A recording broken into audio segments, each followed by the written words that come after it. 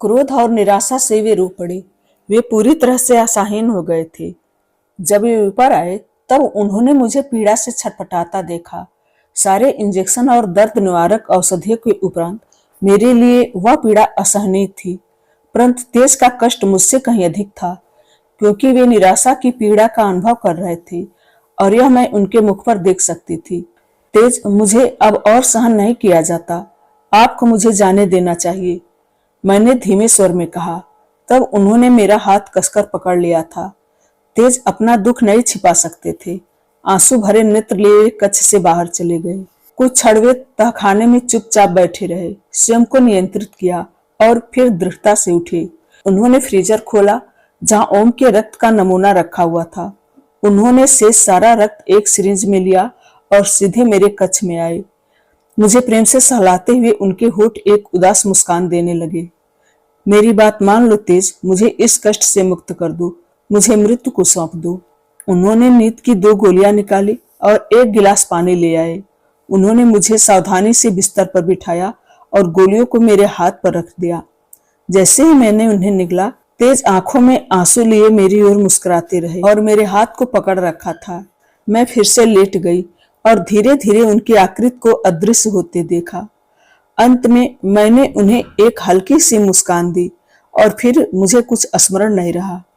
मुझे ज्ञात था कि तेज भी मुझे और अधिक कष्ट में नहीं देख सकते थे और वे वास्तव में मुझे मुक्त कर रहे थे। जब मैं सो गई तब उन्होंने मुझे ओम के रक्त का इंजेक्शन लगा दिया, जो और कुछ नहीं तो उतनी मात्रा में मुझे पुह के समान एक कष्टहीन मृत्यु प्रदान करने के लिए पर्याप्त था। जैसे ही मैं दूसरी दुनिया में पहुंची, वे मेरे समीप बैठ गए। हार्ट मॉनिटर से ध्वनि निकलना बंद हो गई और मेरे हृदय की धड़कन दर्शाने वाली रेखा भी सीधी हो गई। इतने दिनों से मेरे निकट जागे रहकर तेज के नेत्र भी क्लांत होकर निद्रा में बंद हो गए। पृथ्वी की कथा में परशुराम अमरनाथ के हिंदू मंदिर की यात्रा में पहलगाम की ओर निकल गए थे, जो मानसरोवर के उत्तरी पश्चिमी और वहां से 683 किलोमीटर दूर था।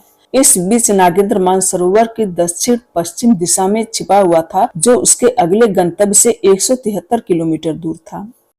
अब जब हमने पहला शब्द सफलतापूर्वक प्राप्त कर लिया है और मानसरोवर सदैव के लिए नष्ट हो गया है, तो यहाँ से अगले शब्द के लिए निष्कर्षण की यात्रा जोखिम भरी होगी, क्योंकि वे अब सतर्क होंगे। हमें अब से और अधिक सतर्क रहना चाहिए, क्योंकि उन्होंने पहले से ही हमारी खोज प्रारंभ कर दी होगी। यदि नहीं तो वह शीघ्र ही होने वाली है। हमारा अगला गंतव्य निकट है, नागेंद्र ने कहा और एलएसडी को एक पर्ची दी। सह नागेंद्र का यह संकेत परमल और एलएसडी को यह समझाने के लिए पर्याप्त था कि उन्हें कोई भी जानकारी मुंह से नहीं बोलनी है। पर्ची में एक रहस्यमय झील की आकृति दिखाई दे रही थी।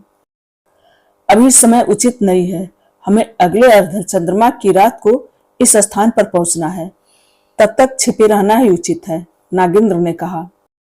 उत्तर में परशुराम अमरनाथ पहुंच गए थे। भक्तों को अमरनाथ की यात्रा की अनुमति केवल मई और अगस्त के महीनों में दी जाती है, किंतु केवल 1 महीने के लिए ही, जब बर्फ पिघलती है। इसी समय गुफा में बर्फ से बना शिवलिंग प्रकट होता है।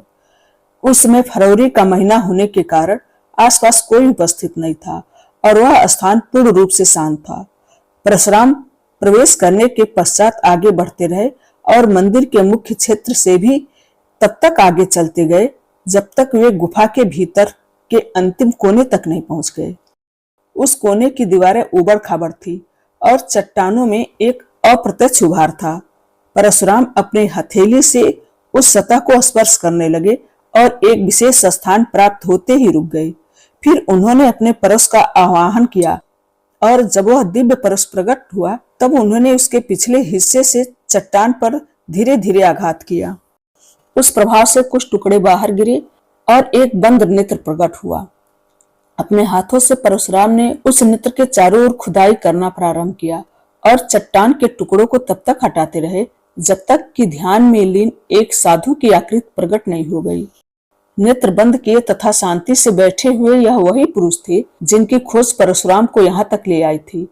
सहस्राब्दियों से वे यहीं बैठे थे, जिस कारण वे गुफा का ही एक भाग बन गए थे, प्रकृति से पूर्णतः एकीकृत। उनकी अधिकतम देह कंकाल समान लगने लगी थी और उनकी छीड़ त्वचा पर कीड़े मकोड़े मरड़ा रहे थे। उनके मुख व केसों पर धूल मिट्टी जमी हुई थी। परशुराम ने उन्हें गहरी समाज से जगाया और उन महात्मा ने अपने नेत्र खोले। उन्होंने परशुराम को देखा और जान गए कि किसी आवश्यक कारणवश ही परशुराम स्वयं उनके समक्ष उपस्थित हैं। वे चुपचाप उनका कारण सुनने की प्रतीक्षा करने लगी। राक्षस ताल ने मानसरोवर को परास्त कर दिया है। मानसरोवर के प्राण अदृश्य हो गए हैं। हम मृत संजीवनी की पुस्तकें भी खो चुके हैं, परशुराम ने कहा। जहां परशुराम कैलाश के स्थित के बारे में वृद्ध पुरुष को जानकारी दे रहे थे, नागेंद्र और उनका दल एक परोक्ष स्थान में स्थित होटल में पहुंचे, जहां उन्होंने विश्राम करने हेतु एक कक्ष लिया। प्रवेश करते ही जहां सब व्यवस्थित हो रहे थे, एलएसटी उस रहस्यमय झील पर शोध करने लगी। उसे पता चला कि रूपकुंड एक अत्यंत ऊंचाई पर स्थित झील थी, जो ग्लेशियरों और बर्फीले पर्वतों से घिरी हुई थी।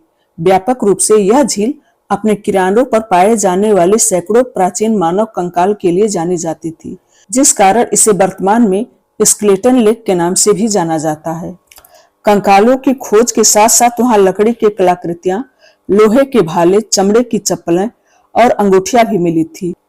उन पर रेडियो कार्बन डेटिंग नामक जांच करने के पश्चात यह निर्धारित किया गया था कि वे अवशेष दक्षिण के किसी दूर स्थान के थे और दक्षिण एशियाई वंश के इन सारे अवशेषों का अस्तित्व सतयुग के समय हुआ करता था।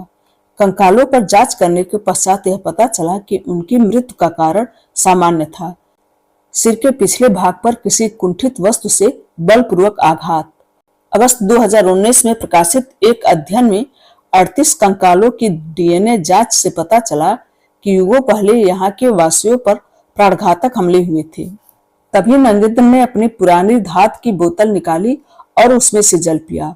उस बोतल के फीके रंग के कारण वह पुरानी लग रही थी, परंतु उसके घुमावदार किनारों के चारों ओर चमकते प्रकाश ने उसे जैसे नवीन बना दिया था।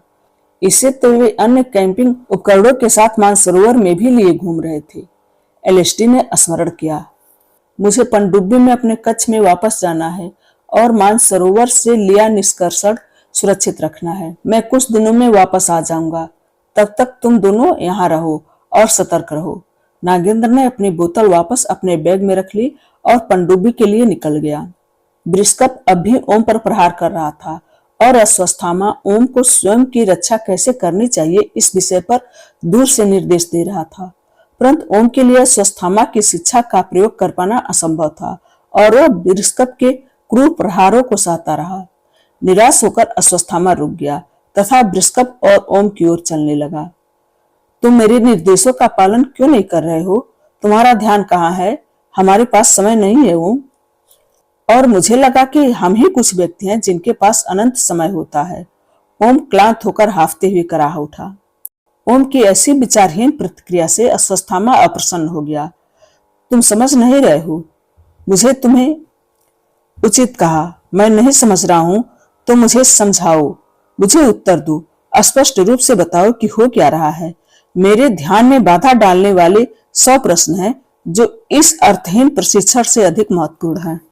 अश्वत्थामा ने बृहस्पति को वहां से जाने का संकेत दिया।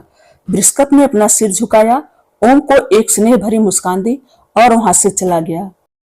ओम की मानसिक स्थिति पर विचार करते हुए अश्वत्थामा ने स्वयं को शांत किया और विनम्रता से कहा, ठीक है, आओ बैठो और मुझे बताओ तुम्हें क्या चिंतित कर रहा है। ओम ने एक गहरी सांस ली, अश्वत्थामा से अपने व्यवहार के लिए क्षमा मांगी और उसके पास बैठ गया। ओम ने कहा, यहाँ क्या हो रहा है? उत्तर देने से पूर्व अश्वत्थामा ने स्वयं को नियंत्रित किया और कहा, परशुराम के पास जितनी जानकारी है मेरे पास उतनी नहीं है, परंतु मुझे इतना ज्ञान है कि मृत संजीवनी तुमसे चुराई गई थी और ऐसा अमृत की प्रक्रिया को प्राप्त करने के लिए नहीं किया गया था। अर्थात तुम्हारे सारे नहीं तो कई प्रश्नों के उत्तर उन महापुरुष के पास है जो परशुराम के संग यहाँ आते ही होंगे। मैं वचन देता हूँ कि मैं तुम्हें सुनिश्चित करूंगा कि तुम्हें तुम्हारे सारे प्रश्नों के उत्तर मिले, परंतु तब तक मेरे मित्र कृपया मेरा सहयोग करो और अपने प्रशिक्षण पर ध्यान दो। हमारे पास पहले से ही समय कम है और व्यर्थ होता हर क्षण अनगिनत लोगों के लिए घातक तथा हमारी पराजय का कारण भी हो सकती है। अश्वत्थामा ने कहा और फिर ओम के मुख पर आशा भरी दृष्टि से देखते हुए पूछा, क्या अब हम फिर से आराम कर सकते हैं? ओम ने चुपचाप सिर हिलाया। आओ मेरे साथ, कहकर अश्वत्थामा उठकर चलने लगा। समय बीतता गया और एलेस्टी एवं परिमल मानसरोवर व रूप कुंड के बीच एक स्थान पर अपने छोटे से होटल के कक्ष में रुके रहे। एक दिन परिमल ने अपनी मुट्ठी बंद की और पाया कि अब उसकी हथेली में पीड़ा नहीं हो रही थी, इसीलिए उसने वहां बंधी पट्टी को खोलने का निर्णय लिया। एलेस्टी उसके समीप गई और ठीक हुए घाव के निशान को देखा। वह निशान एक असामान्य नेत्र जैसा दिखता था, जिसके अंदर एक सीधी व लंबी पुतली थी। उसके हाथ को पकड़कर वह उसे और ध्यान से देखने लगी तथा फिर कहा, तुम्हें पता है, तुम्हारे हाथ पर यह निशान कोलोबोमा नामक नेत्र विकार जैसा दिखता है। यह नाम एक ग्रीक शब्द से लिया गया है जिसका अर्थ होता है दोष। चिकित्सा साहित्य इसे कीहोल आकार के दोष के रूप में वर्णित करता है। यह एक दुर्लभ प्रकार का दोष है जो 10,000 जन्मों में से केवल एक व्यक्ति में पाया जाता है। बिल्लियों में भी पाई जाती है, परंतु कुछ सर्पों में यह सामान्य है। मनुष्यों के विपरीत यह असामान्यता एक विशिष्ट प्रजाति है जिसे वाइन स्नेक कहा जाता है। उनकी पुतलियां कीहोल के आकार की होती हैं, जो उन्हें ध्यान केंद्रित करने में सहायता करती हैं। अन्य सर्पों की प्रजातियों की तुलना में उनकी यह विशेषता उन्हें अधिक श्रेष्ठ दूरबीन दृष्टि प्रदान करती है। उनके मुंह के पिछले भाग में बड़े बड़े दांत होते हैं, किंतु ये कोबरा के समान विषैले नहीं होते। फिर भी अपने शिकार को बस में करने के लिए उनमें पर्याप्त विष होता है। तुम्हें यह सब कैसे पता? एलेस्टी के पास इतनी जानकारी थी, यह देखकर परिमल विस्मित हो गया।